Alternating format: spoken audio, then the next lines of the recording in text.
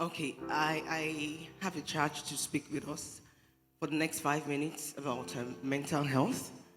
So I'm going to take an ultra brief attempt at defining what mental health is and what mental illnesses are. Okay, so I wanted to turn to your neighbor and ask them, are you enjoying optimal mental health? They must respond, so please ask. They all said yes, Abby. I know, that's what we will say. Okay. So I'll define mental health. By the time I'm done, um, I will ask you again. And then this time you won't answer your neighbor. You will answer yourself if you're enjoying optimal mental health. So according to the World Health Organization, mental health is a state of mental well-being that enables people, one, to cope with the stresses of life. So be answering and be scoring yourself. Are you coping with the day-to-day stress of life?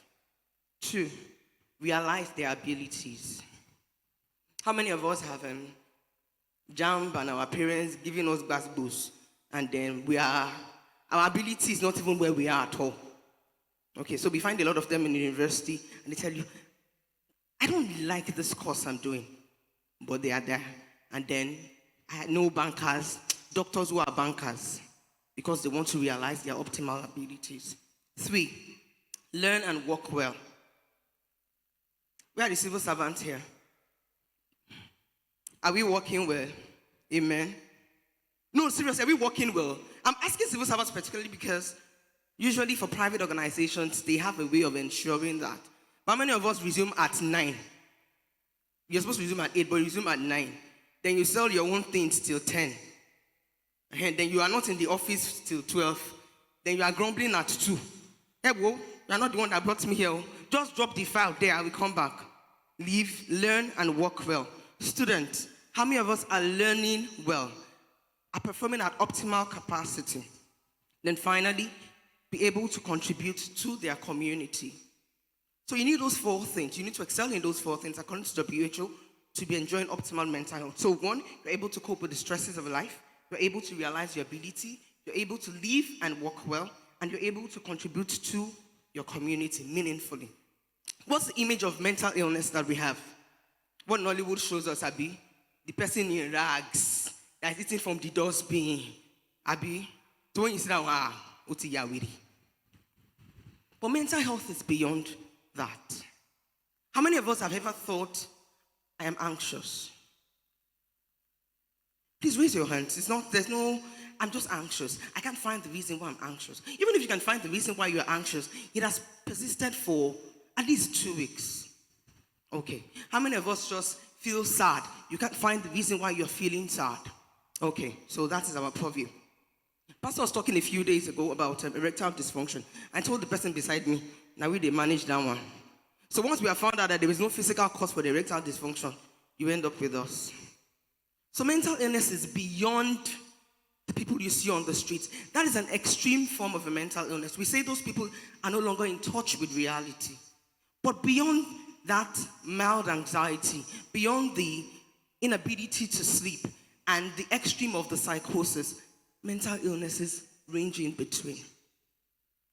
So ask yourself again, am I enjoying optimal mental health? Mental illnesses account for, this is 2005, and then with COVID and all of that, things have gotten worse, for at least 28% of the global burden of non-communicable disease. So non-communicable disease are not infections and stuff like that. So we have hypertension, diabetes, asthma, and all of that.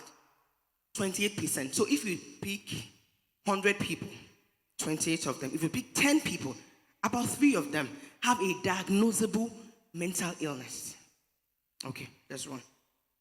And for what we call the DALI, is a measure of your well-being and how well you, about 13%, more than hypertension and diabetes put together, because those ones are about 10%. Mental illness accounts for about 13%. So we say in mental illness world that it's okay not to be okay. Please turn to your neighbor and say it's okay not to be okay. But it's not okay not to do anything about not being okay. Did you hear me? We have stigmatized mental illness to the point that something that we can treat with just even talking, psychotherapy, just talk therapy. People don't come because they are one emoti yawiri. The person that is unable to do their job because they are stressed. I'm asking a question. No, Bible says, beloved, I wish above all things that you prosper and be in health. Even as your soul prospers. Your soul is the seat of your mental health. Even as your soul prospers, your soul is the seat of your mind. God expects that you prosper all around. Not just physically, not just financially, not just spiritually, but even mentally. Mental illness affects adult children. Well, we say babies, but they can't really complain, so you can't find out. But yes, we found out that most mental illnesses are diagnosed, can be diagnosed, even in adolescence.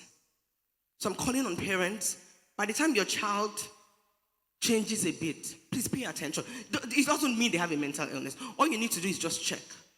Okay, so I would end with this. You know when people ask you, so we're okay.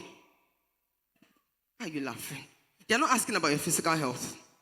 They're asking, is everything okay upstairs there? Okay? So I want us to make it a culture. This time not in an insulting way, but to ask one another, so we're okay. So I want you to ask your neighbor now. Now this is answering that question of the initial time, as in, are you enjoying optimal mental health? But ask it in this way now. Ask your neighbor, so we're okay.